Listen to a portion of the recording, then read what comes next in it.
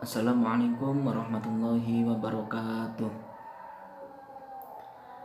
Astaghfirullah Rabbal baraya. Astaghfirullah minal khataya. Rabbi zidni ilman nafi'a wa wafiqni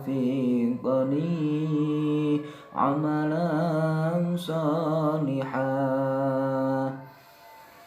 ila hadratin Nabi Mustafa Sayyidina wa Maulana Muhammadin sallallahu alaihi wasallam wa li baiti wa azwajihi wa auladihi wa dzurriyyatihi wa ila jami'i ikhwanihi minal anbiya wal mursalin wal awliya wa syuhada wa salihin wa sahabati wa tabi'in wal ulama wal musannifin wa jami'il malaikatil muqarrabin khususan sultan awliya Syaikhul Qadir Jilani radhiyallahu anhu wa ila hadrati muallifi hadzal kitab syai'unillahi lahumul fatihah. A'udzu billahi minasyaitonir rajim. Bismillahirrahmanirrahim. Alhamdulillahi rabbil alamin arrahmanir rahim maliki yaumiddin. Iyyaka na'budu wa iyyaka nasta'in ihdinas siratal mustaqim siratal ladzina an'amta 'alaihim ghairil maghdubi 'alaihim waladdallin. Amin. Alhamdulillah sahabat-sahabat istiadat semua, kita berjumpa lagi dalam dirosah virtual ini. Mudah-mudahan tanpa mengurangi hikmat belajar kita dalam menuntut ilmu, semoga dimudahkan oleh Allah Subhanahu wa taala. Baik sahabat-sahabat semua, pada kesempatan kali ini kita akan mempelajari tentang sholat musafir. Ya, sholat musafir berkaitan dengan sholat pada perjalanan ketika ada di jalan. Namun sebelum itu, dari dirasa yang kemarin ada beberapa pertanyaan.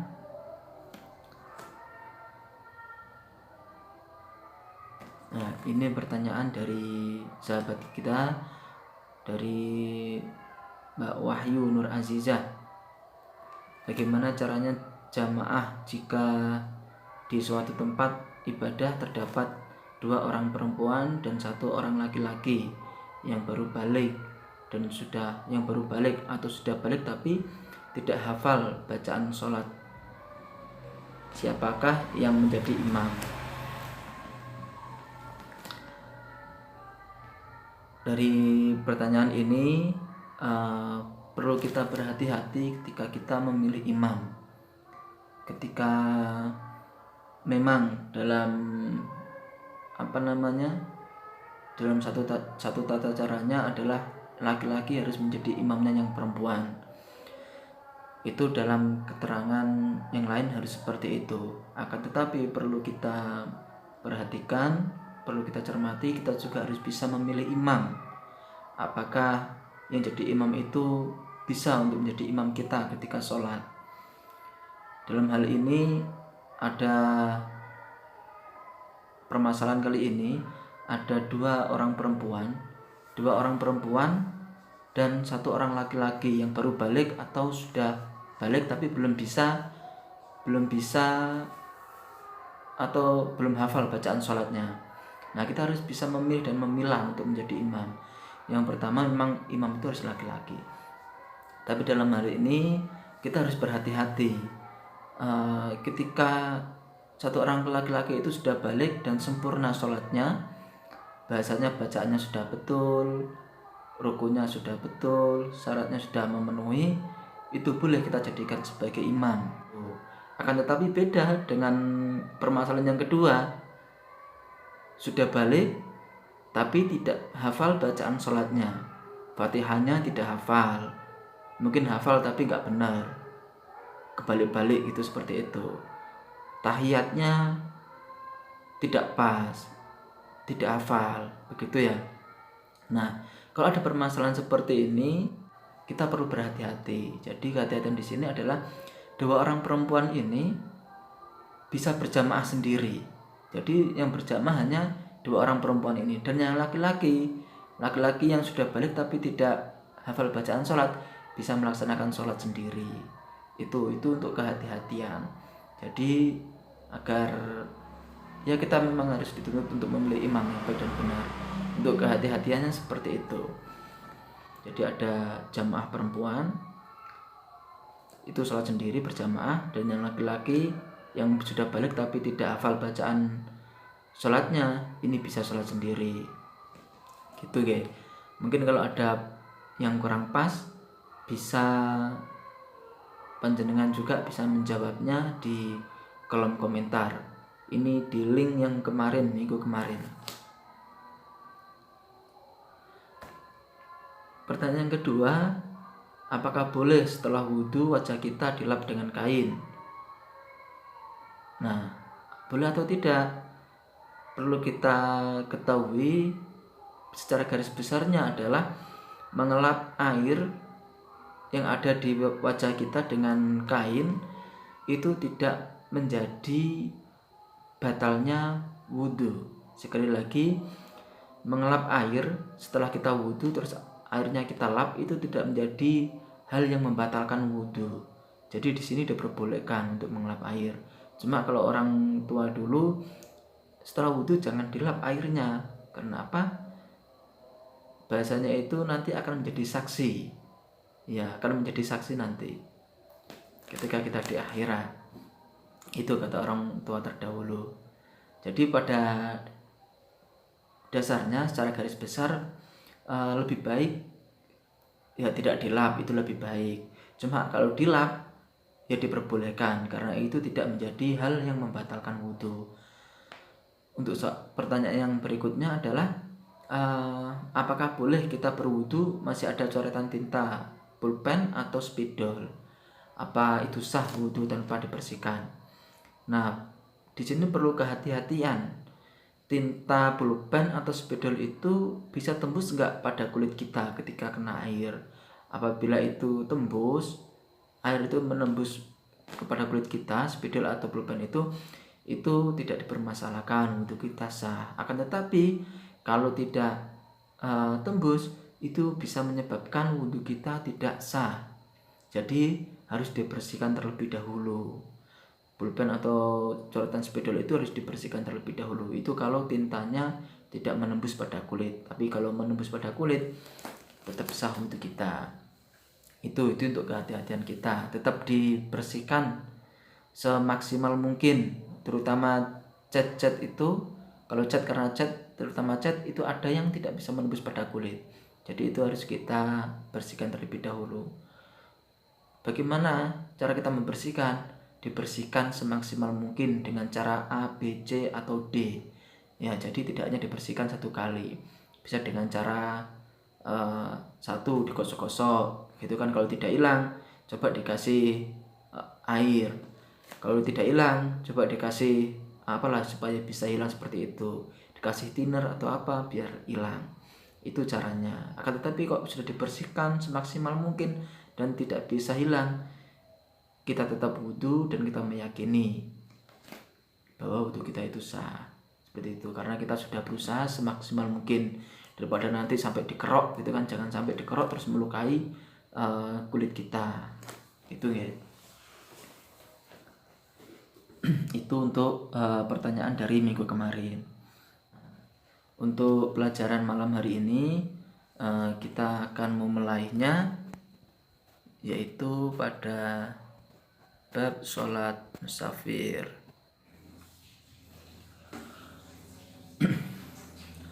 Qala al-mu'allifu rahimahullah wa nafa'ana bihi wa fi ulumihi fi daraini amin ya rabbal alamin.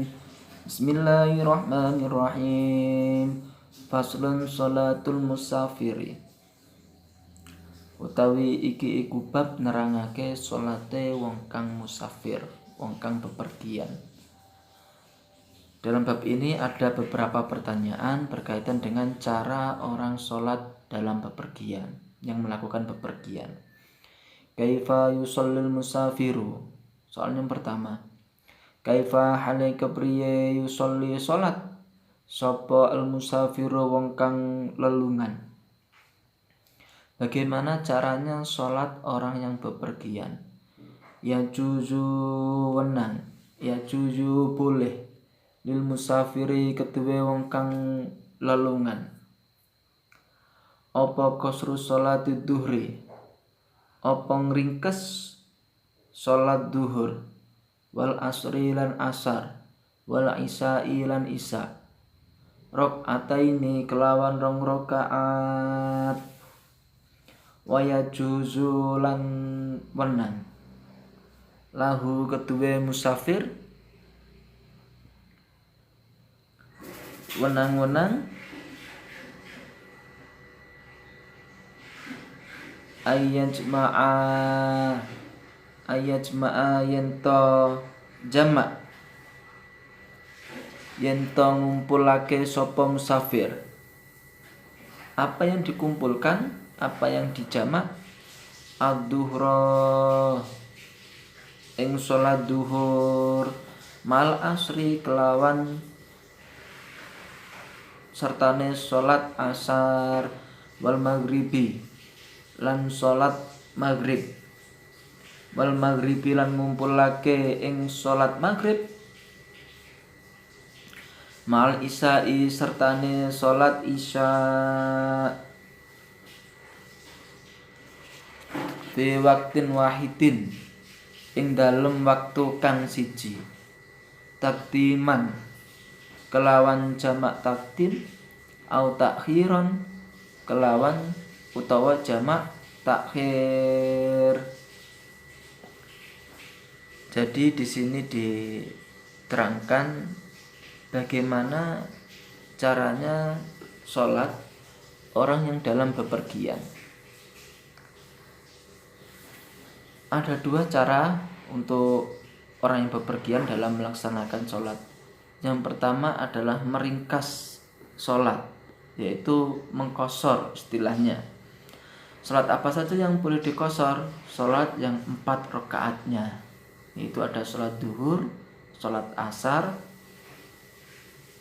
dan sholat isya. Itu boleh diringkas. Itu untuk cara yang pertama. Kapan kita diperbolehkan untuk melakukan sholat qashar? Jadi pertanyaannya bisa dijawab di kolom komentar. Kapan kita diperbolehkan melaksanakan sholat qashar? Atau setelah menempuh berapa jauh kita diperbolehkan untuk melaksanakan sholat qashar? Ya. Jadi sholat qashar itu yang awalnya 4 rakaat bisa jadi 2 rakaat. Nah, pertanyaannya silakan dijawab di kolom komentar. Seberapa jauh kita diperbolehkan untuk melaksanakan sholat qashar itu sendiri?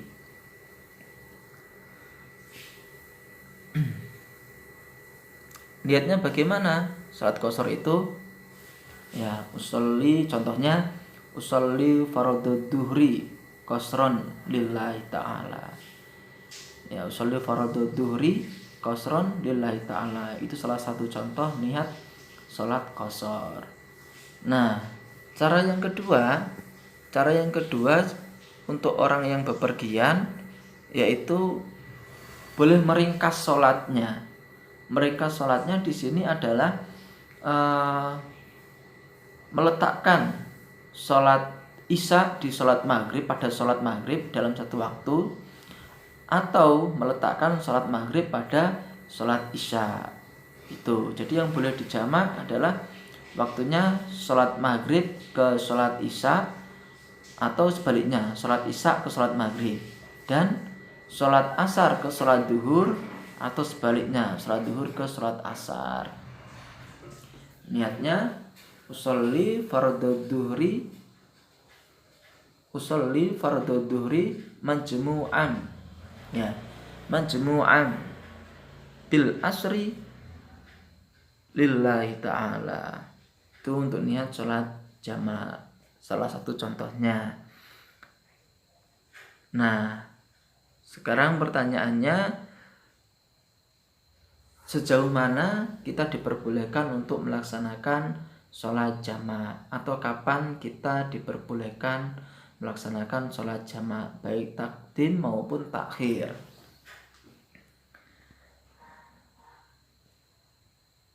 Nah, di sini ada contoh. Maniyatus sholatil musafiri. Ma iku apa? Ma iku apa niyatus sholatil musafiri. Utawi niate salat wong kang lelungan. Salate wong kang lelungan. Apa, gimana cara niatnya salat orang yang bepergian? Ya. Nah, di sini niatnya digabungkan. Jadi tambahan penjelasan untuk yang tadi kita bisa melaksanakan sholat qashar sendiri, sholat jamak sendiri, atau menggabungkan sekalian sholat qashar dengan sholat jamak. Di sini diniatkan sholat qashar dan sholat jamak. Ya utawi niate sholat wong kang musafir, sholat wong kang lelungan.